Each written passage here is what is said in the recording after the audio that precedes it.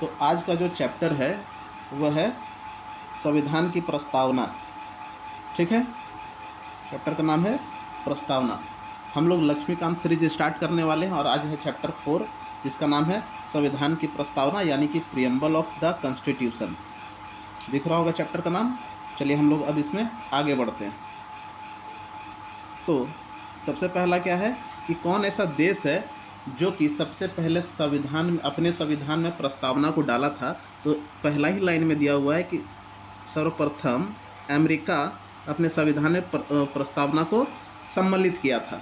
तो पहला लाइन क्या है कि सर्वप्रथम अमेरिका संविधान में प्रस्तावना को सम्मिलित किया था, पहला पॉइंट। दूसरा पॉइंट इसमें हम लोग को और याद रखना है कि प्रस्तावना होता क्या है। तो प्रस्तावना जो है संविधान का परिचय अथवा भूमिका, इसी को कहते हैं। तो प्रस्तावना को क्या कहते हैं? तो प्रस्तावना को संविधान का परिचय या फिर भूमिका, इंट्रोडक्शन बोलते हैं उनको। ठीक है। और एक विशेषज्ञ हैं जिनका नाम है N.A. पाल्कीवाला। ये प्रस्तावना को जो है बोलते हैं संविधान का, ये हम लोग का संविधान का ये परिचय पत्र है। ठीक है। तो ये क्या बोलते हैं कि संविधान का ये परिचय पत्र है। तो सबसे पहले कौन ऐसा देश है जो कि संविधान को लाया था? तो सबसे पहला देश है हम लोग का अमेरिका, जो कि संविधान को लाया था। दूसरा पॉइंट है कि प्रस्तावना क्या होता है? तो संविधान का परिचय यानी कि भूमिका होता है। और N.A. पाल्कीवाला नाम का एक विशेषज्ञ है, ये संविधान को परिचय पत्र भी बोलते हैं। तो चलिए आगे हम लोग देखते हैं। तो आगे में है कि 42वां संविधान संशोधन हुआ था। ठीक है, 42वां संविधान संशोधन हुआ था 1976 में। 42वां संविधान संशोधन अधिनियम 1976 में जो है इसमें 3 तत्वों को जोड़ा गया था। वो 3 तत्व क्या है? तो समाजवादी, धर्मनिरपेक्ष और अखंडता। ये 3 शब्द को जो है हम लोग बाद में सम्मिलित किए हैं। तो कहने का मतलब है कि ये मूल प्रस्तावना में नहीं था। इसको जो है हम लोग 42वां संविधान संशोधन 1976 के माध्यम से ये सारे तत्वों को जोड़े थे। ये 3 तत्व कौन सा है? तो समाजवाद है, धर्मनिरपेक्ष है और अखंडता है। ये 3 तत्वों को जो है हम लोग 42वां संविधान संशोधन 1976 के माध्यम से जोड़े थे। इसको बार बार बोल रहे हैं क्योंकि ये पॉइंट याद रखने वाला पॉइंट है। पूछा जा सकता है कि कौन ऐसा तत्व है जिसको 42वां संविधान संशोधन 1976 के माध्यम से ऐड किया गया। तो ये 3 तत्व यही है, समाजवाद, धर्मनिरपेक्ष और अखंडता। तो हम लोग यहाँ से भी हम लोग याद रखना है कि संविधान का प्रस्तावना का विषय वस्तु क्या है। तो हम भारत के लोग भारत को एक संपूर्ण प्रभुत्व संपन्न समाजवादी, धर्मनिरपेक्ष, लोकतांत्रिक गणराज्य बनाने के लिए समस्त नागरिकों को सामाजिक, आर्थिक, राजनीतिक न्याय, विचार, अभिव्यक्ति, धर्म, विश्वास एवं उपासना की स्वतंत्रता, प्रतिष्ठा और अवसर की क्षमता प्राप्त कराने के लिए। तो यहाँ पे हम लोग को जो ये लाइन लिखा हुआ है, तो ये लाइन में हम लोग को याद रखना है सीक्वेंस। तो सबसे पहले क्या है? तो प्रभुत्व संपन्न, ठीक है, यानी कि संप्रभुता, सोवर्निटी। दूसरा क्या है? समाजवाद। तो समाजवाद मतलब सोशलिस्ट। अगला क्या है? धर्मनिरपेक्ष। तो धर्मनिरपेक्ष को हम लोग क्या बोलते हैं? सेकुलरिज्म।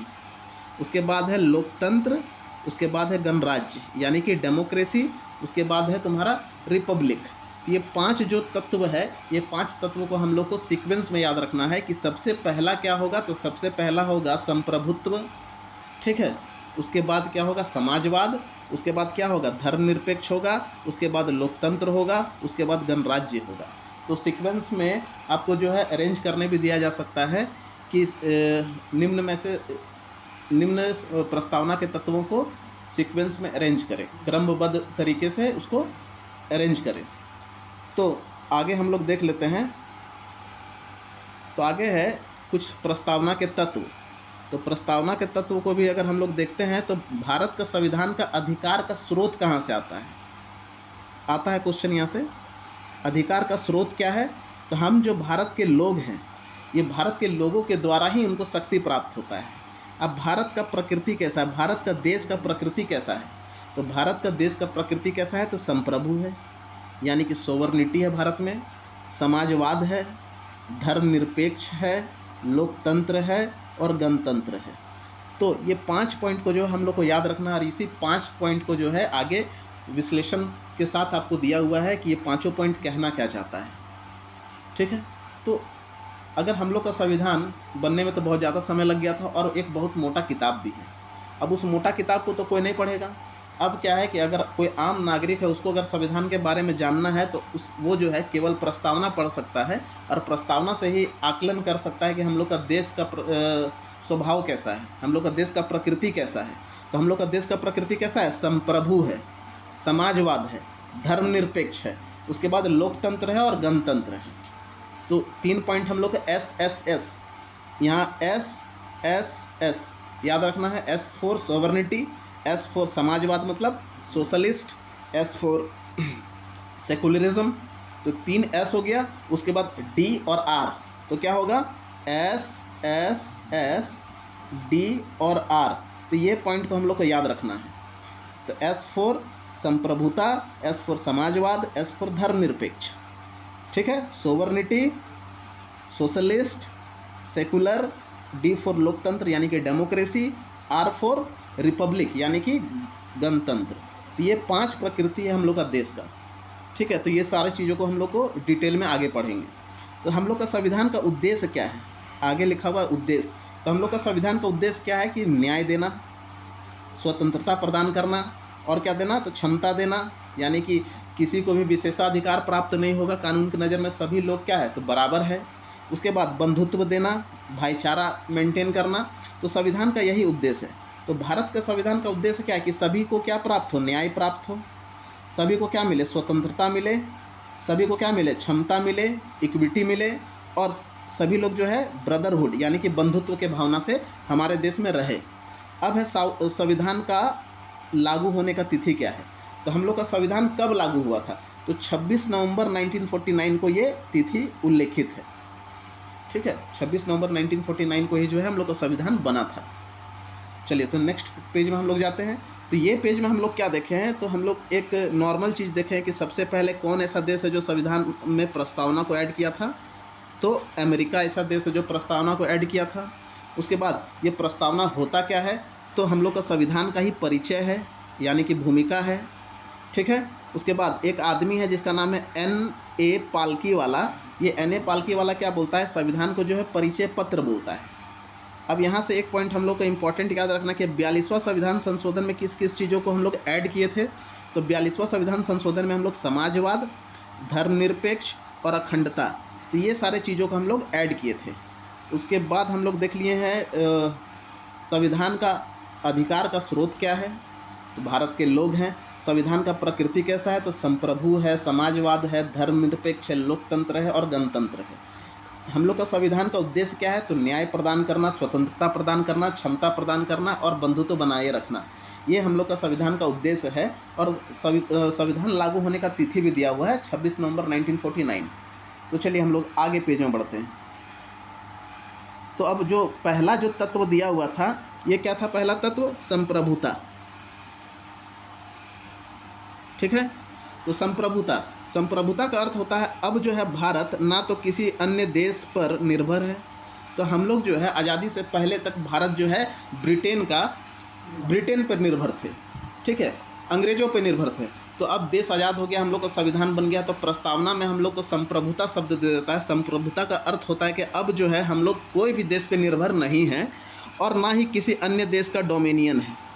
तो हम लोग किसी देश पे डोमिनियन नहीं है, हम लोग जो है, हम लोग के ऊपर कोई भी शक्ति नहीं है, हम लोग के ऊपर कोई भी देश का शक्ति नहीं है। हम लोग अपने आंतरिक और बाहरी मामला के लिए स्वतंत्र हैं।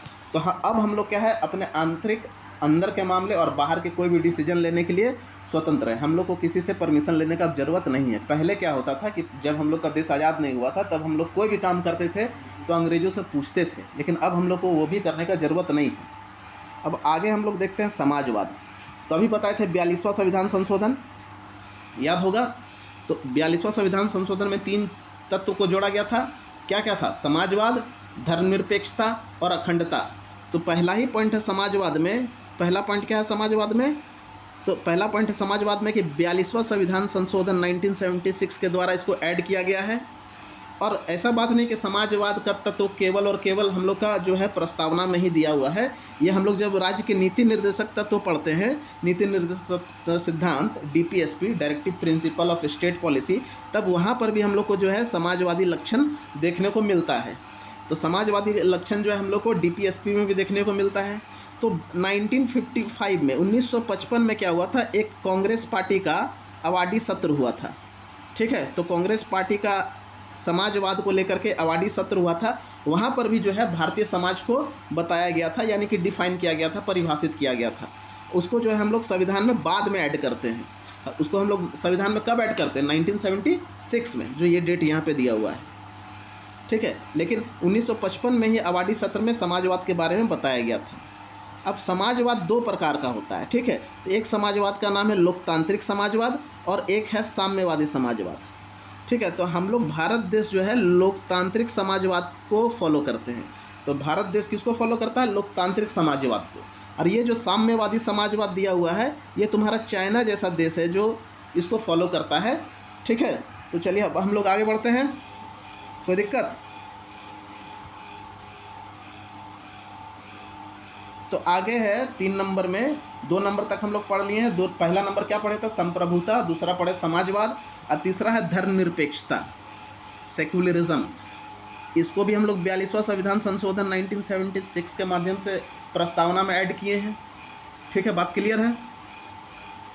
तो अभी फिर से बताते रहे कि 42वां संविधान संशोधन में 3 तत्वों को ऐड किए हैं। वो 3 तत्व कौन कौन सा है, समाजवाद, धर्मनिरपेक्ष, अखंडता।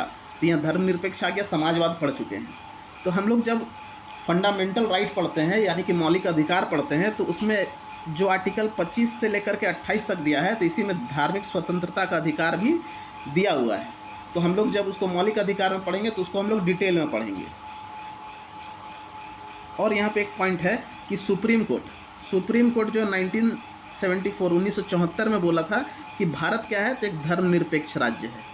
ठीक है, भारत क्या है, एक धर्मनिरपेक्ष राज्य है। इसका मतलब क्या होता है कि भारत राज्य का, यानी कि भारत देश का कोई भी अपना धर्म नहीं है। अब आते हैं हम लोग लोकतंत्र में। तो भारत एक लोकतांत्रिक देश है, भारत एक डेमोक्रेटिक देश है।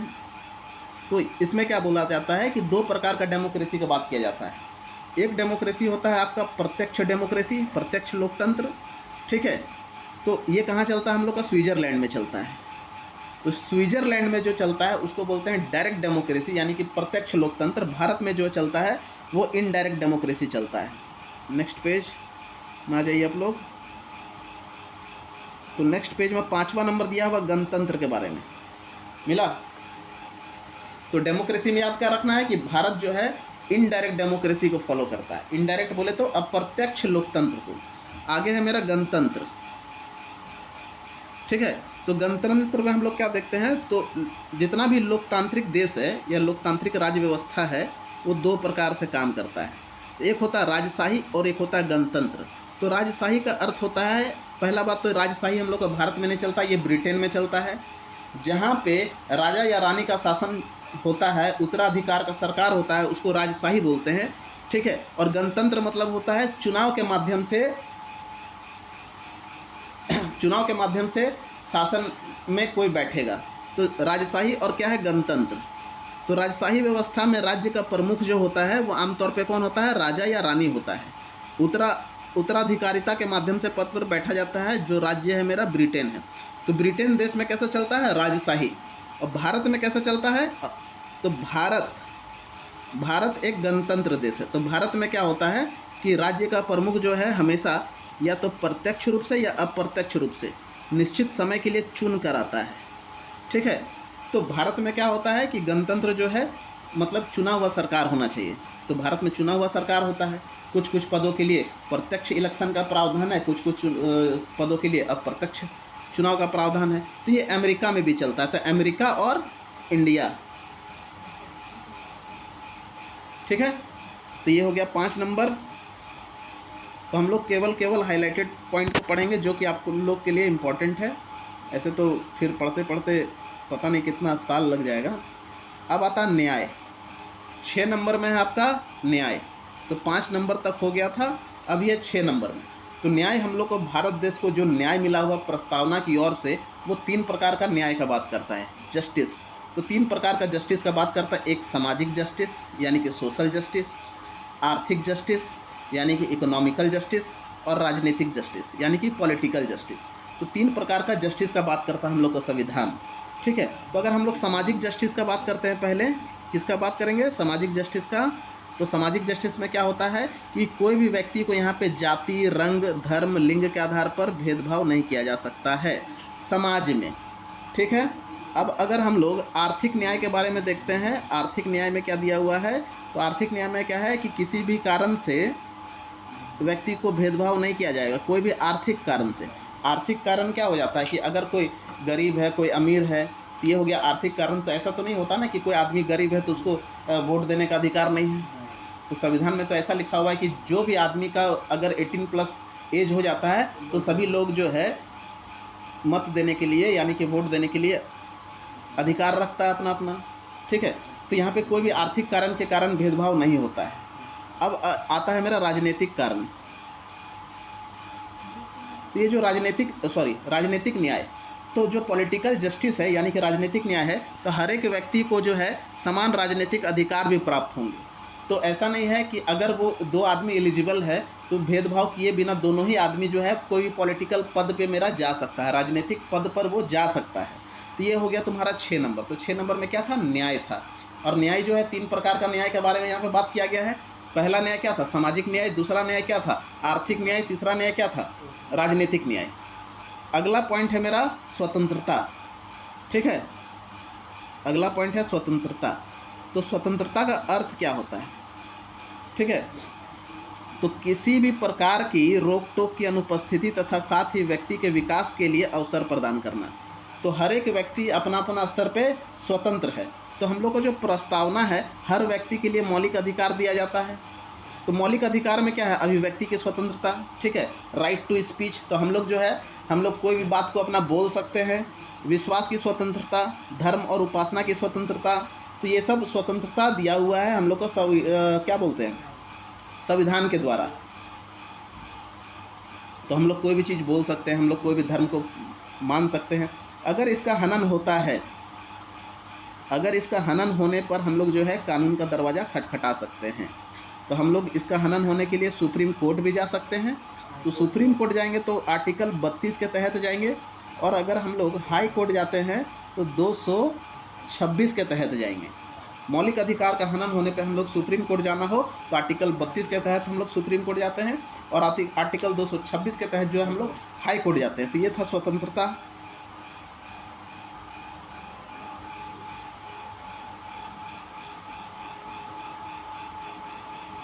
अब जो है हम लोग कुछ है संविधान एक भाग के रूप में। ठीक है, और कोई पॉइंट छूटा हुआ है क्या, तो देख लेते हैं ऊपर से।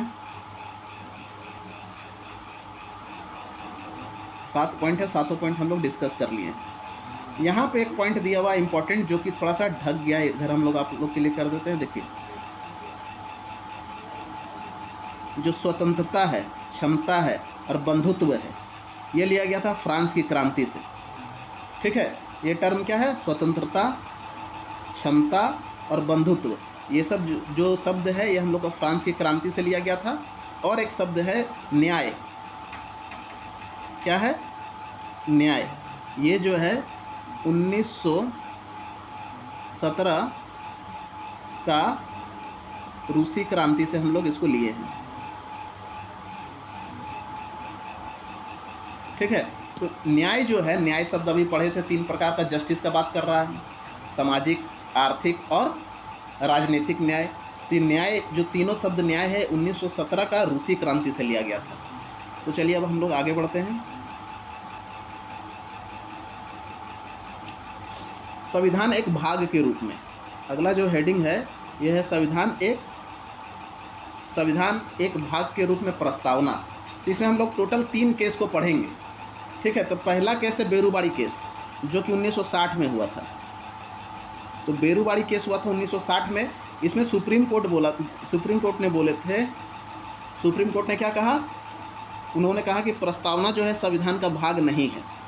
तो बेरूबाड़ी केस में बोल दिया गया था कि हम लोग का जो प्रस्तावना है वो संविधान का भाग नहीं है। दूसरा केस हुआ था केशवानंद भारती केस।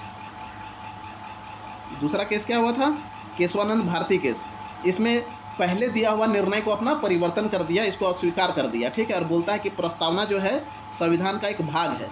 तो बेरूबाड़ी केस में क्या बोला गया कि संविधान का भाग नहीं है प्रस्तावना, जबकि केशवानंद भारती केस में क्या बोला गया कि प्रस्तावना एक संविधान का भाग है। ठीक है। और क्या है, तो संविधान का महत्वपूर्ण हिस्सा है, ठीक है।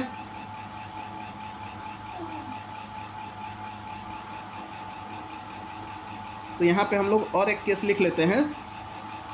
हाँ, लिखा हुआ है LIC case, LIC of India मामला 1955 का। इसमें बोला गया था कि संविधान जो है, प्रस्तावना जो है संविधान का आंतरिक हिस्सा है, ठीक है।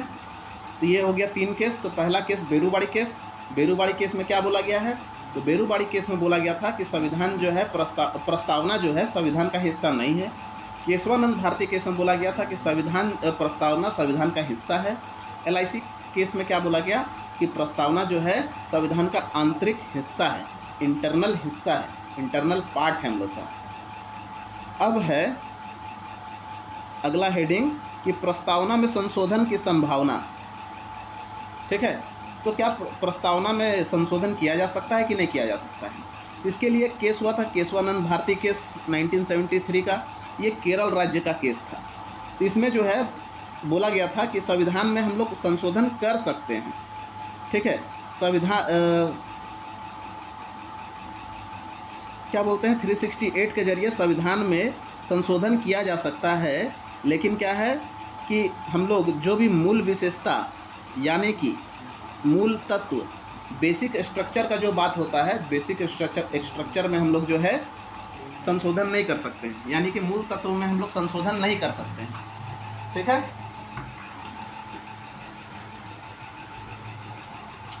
तो फाइनल बात ये निकलता है कि हम लोग संविधान में जो है प्रस्तावना में है संशोधन कर सकते हैं। तो ये बात कैसे प्रूफ होता है कि हम लोग संविधान में जो दिया हुआ प्रस्तावना है उसमें संशोधन कर सकते हैं। तो ये आपको जो है नीचे मिलेगा। अगर संशोधन कर सकते हैं, इसीलिए प्रस्तावना में 42वां संविधान संशोधन 1976 के माध्यम से 3 तत्वों को हम लोग ऐड किए थे, समाजवाद, धर्मनिरपेक्ष और अखंडता। अगर संशोधन करने का अधिकार नहीं होता तो ये संशोधन करके ये कैसे तत्व आता, ठीक है बात। और अभी तक जो है केवल एक ही बार संशोधन किया गया है, केवल एक बार ही संशोधन किया गया है, वो 42वां संविधान संशोधन अधिनियम 1976 है, जिसमें हम लोग 3 तत्वों को जोड़े थे, समाजवाद, धर्मनिरपेक्ष और अखंडता। तो ये रहा आप लोगों का पूरा प्रस्तावना का चैप्टर। आप लोग इसको अच्छा से एक बार घर में जा कर के फिर से रिवीजन कीजिएगा। और आज का क्लास यहीं पे समाप्त होता है। जय हिंद। अगर आपको पसंद आता है तो चैनल को लाइक, सब्सक्राइब और शेयर करें। Thank you.